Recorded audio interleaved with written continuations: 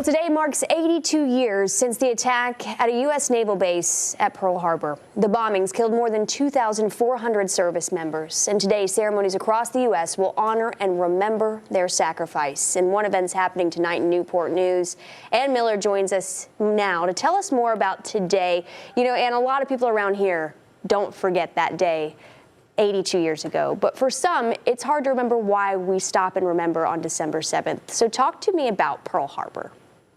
So Pearl Harbor was a surprise attack by the Japanese on a U.S. naval base. In fact, not just the naval base, on all of the military bases on the island of Oahu in Hawaii.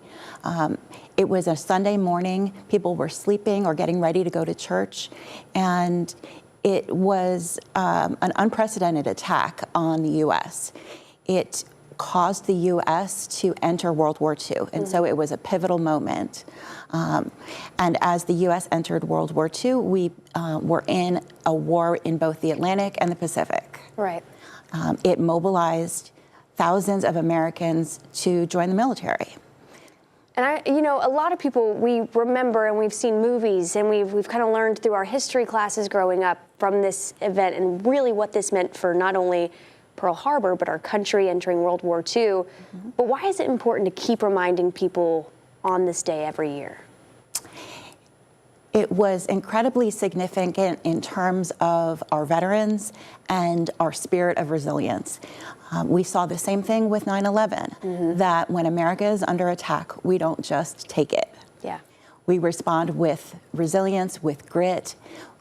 We come together. And so it was an important moment in our history when we came together and we responded, as Americans do, with great patriotism, with service, with sacrifice. And those veterans, those Americans, both who died that day and the ones who joined in response to the attack, set an example for us, for the soldiers, sailors, airmen, guardians today, and those who will continue to fight in the future.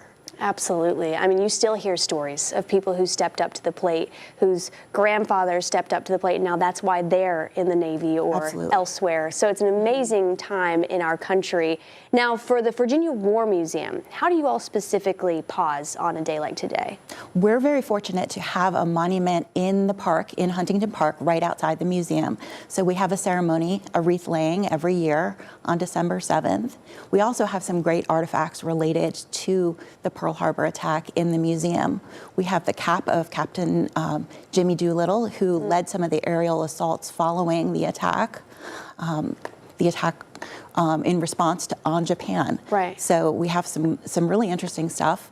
And, you know, we want people to come out and see some of this stuff in person. There's nothing like a visit in person to see some of the real things related to the attack. And I know that ceremony is closed off to the public today. Is that correct? Or is that still happening? No, it's happening. It's in person. It's open to the public. Most of the Pearl Harbor ceremonies that you'll see around here are actually on the military bases, but this one is open to the public. So for people that maybe do want to pause and take a moment, what do they need to know about coming to visit you all to have that experience? We are at 9285 Warwick Boulevard in Newport News.